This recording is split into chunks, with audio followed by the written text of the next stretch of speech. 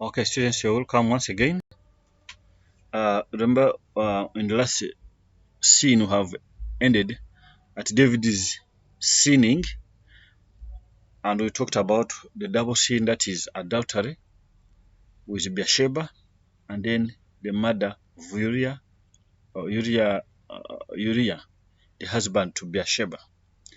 And David repents and he's forgiven.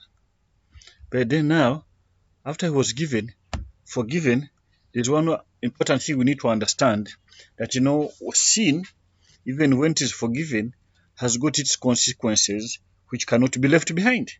So we're looking at David's house under the curse. God had promised to bless David, but also warned to punish any king who sinned against him. If you see 2 Samuel chapter 7 verse 14, you find that any king who would sin, he would be punished. David is now the chief of sinners, and God says that the sword shall never depart from your house. So because of that sin, David is told the sword will never depart from his house. Therefore, the following calamities happened to him and his house. The first one was the case of incest. That is, incest just means sex between relatives. His daughter Tamar was raped by her half-brother Ammon. By her half-brother Ammon.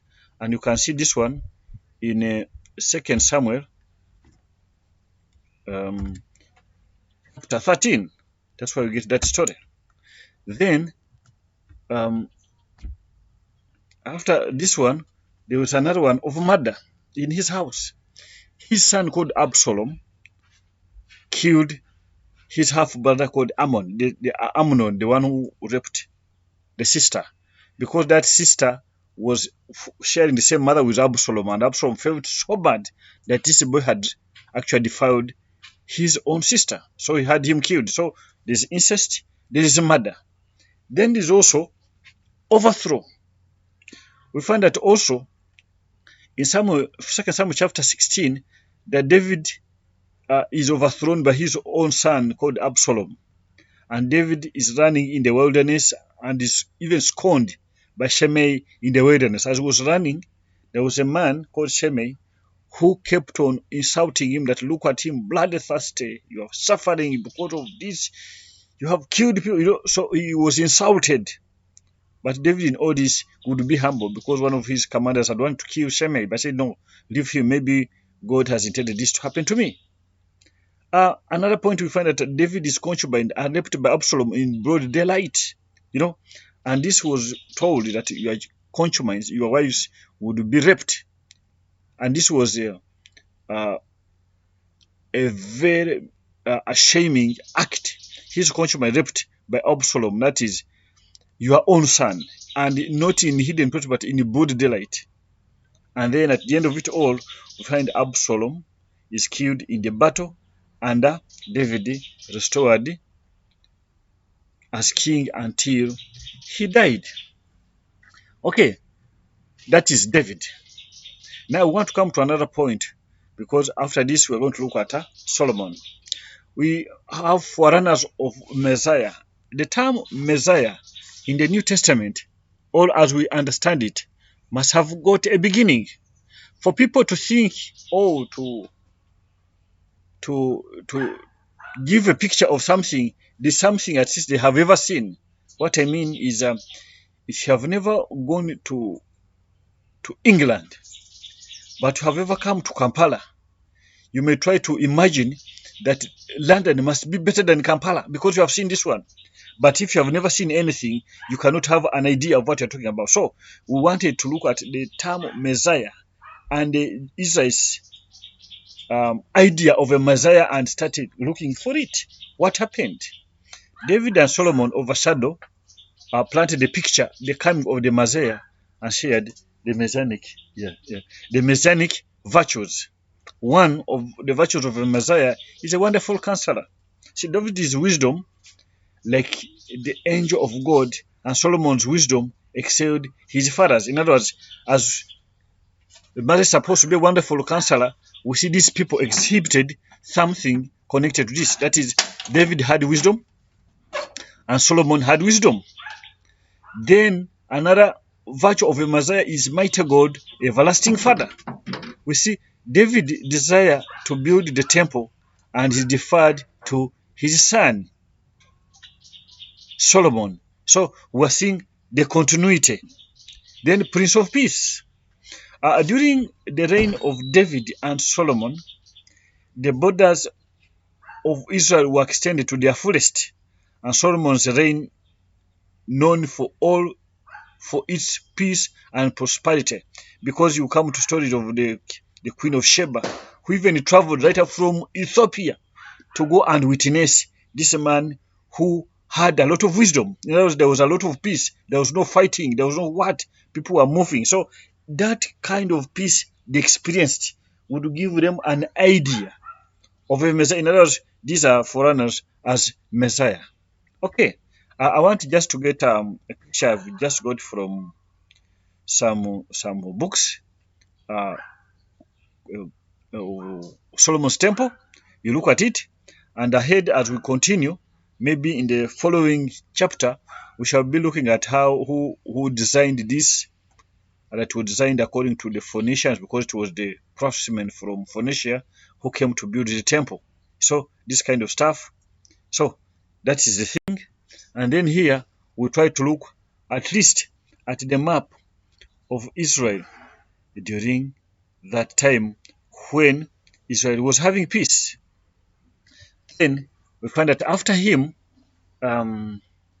Solomon is made king. When Solomon was made king, there was an experience of a lot of peace, a lot of wealth, and it said that Solomon was the richest because any plates he used they could never be used again, or the clothes you just use once. You know. But then we find that in addition to all this peace, to all the richness, all the wisdom, and popularity throughout the world, this man also had married very many wives. He had 700 wives and 300 concubines.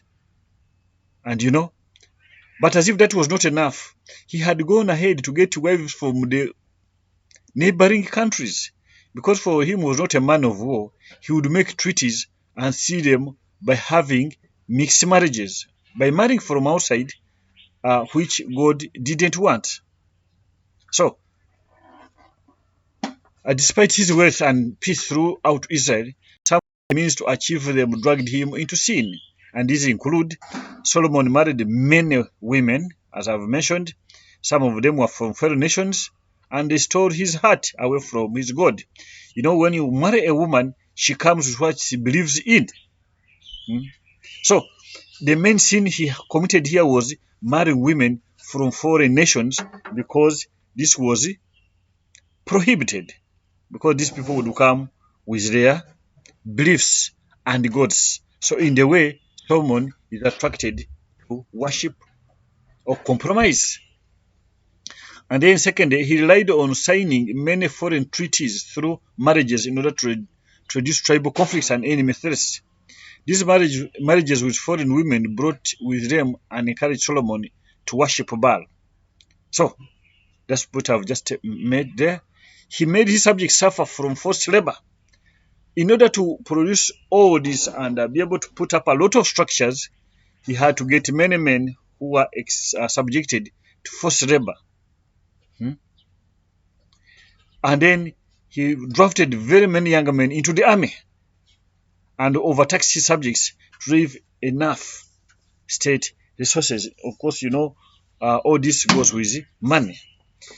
He was too ambitious to accomplish many projects with little resources.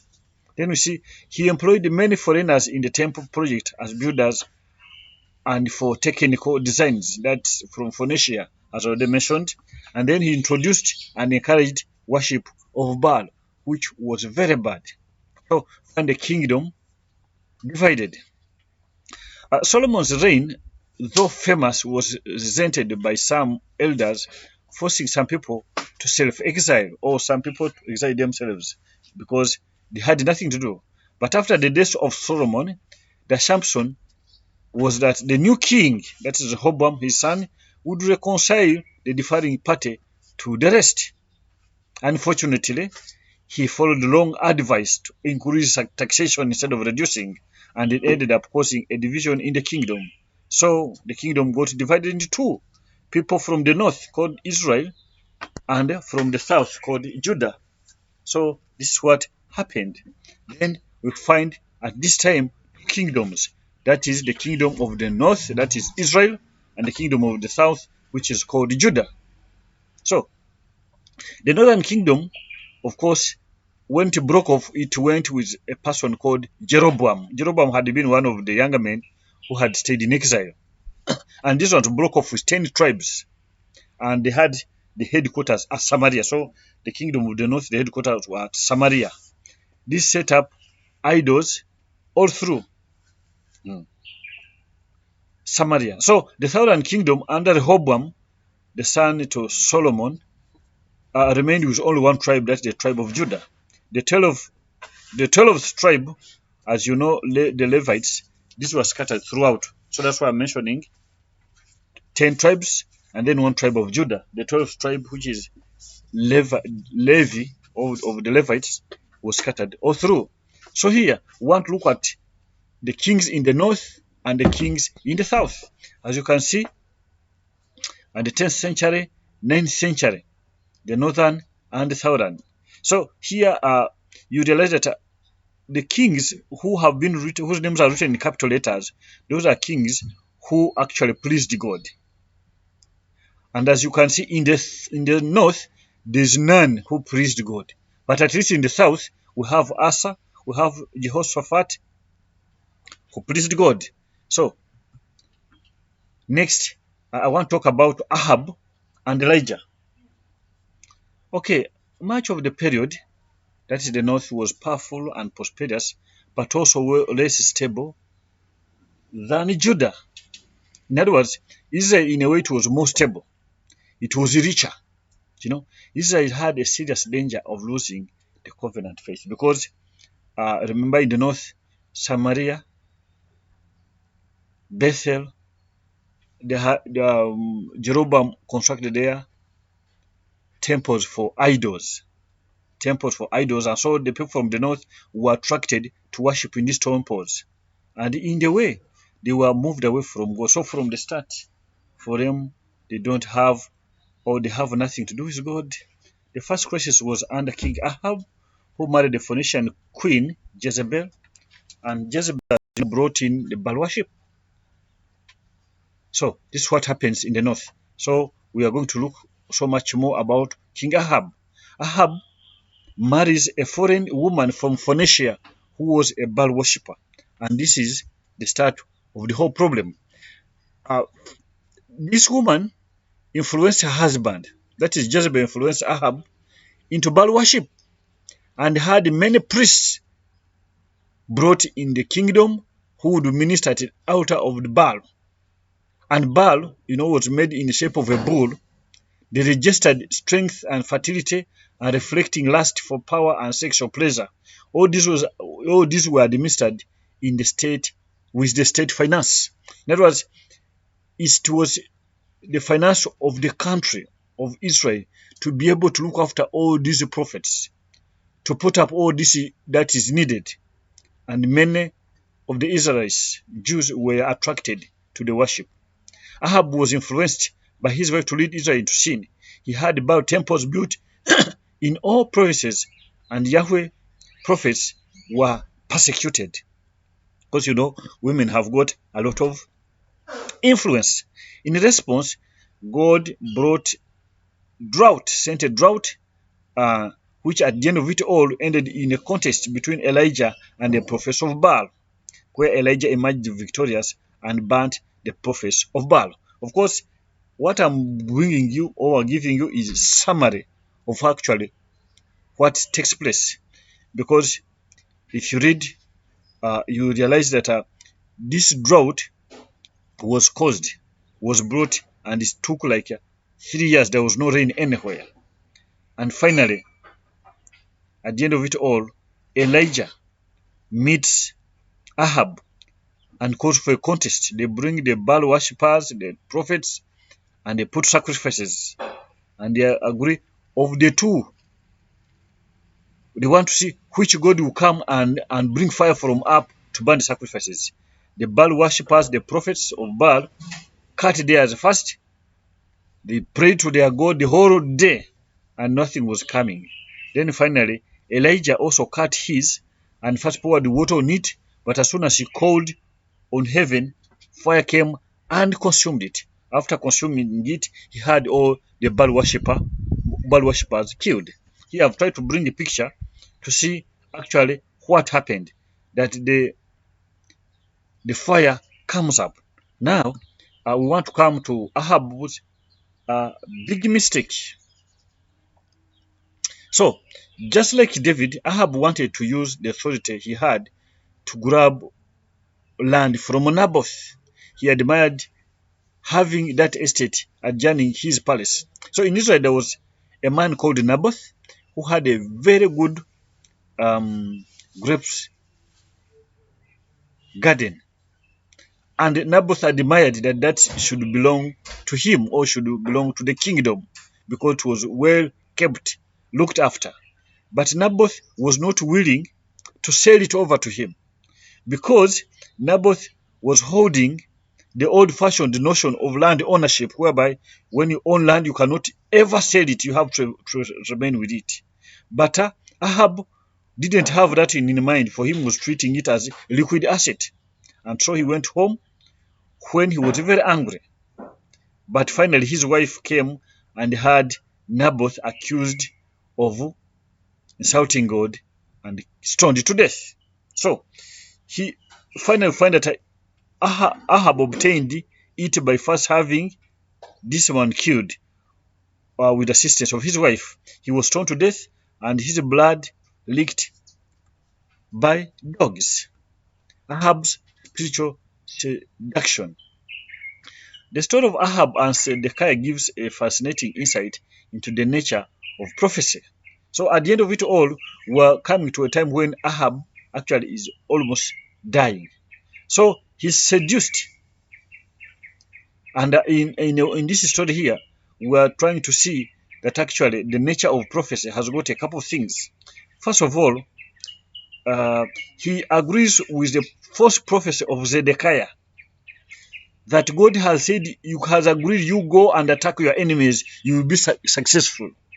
But later, Micaiah comes in and says, please, the Lord has shown me you should not go for this. And because Micaiah was not liked, as happens with many leaders, they would want somebody who is prophesying what is favorable to them. He decided to go ahead with Zedekiah's prophecy and neglected Micaiah's. But in a way of being suspicious, he tried to disguise himself by dressing as if he's an ordinary soldier, like an ordinary soldier. So he's lured into battle and is disguised as an ordinary soldier. This did not save him. A randomly shot arrow struck and killed him.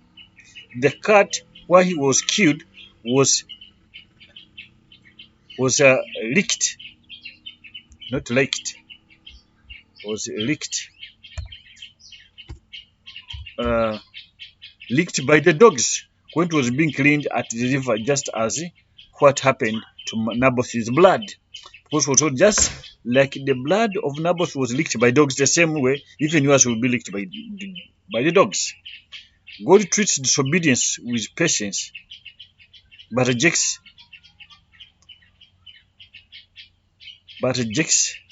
the disobedient. God treats disobedience with patience, but rejects the disobedient. So that's the end of a lecture. May God be with you. Thank you very much for attending, and I hope everything has been clear. God bless you.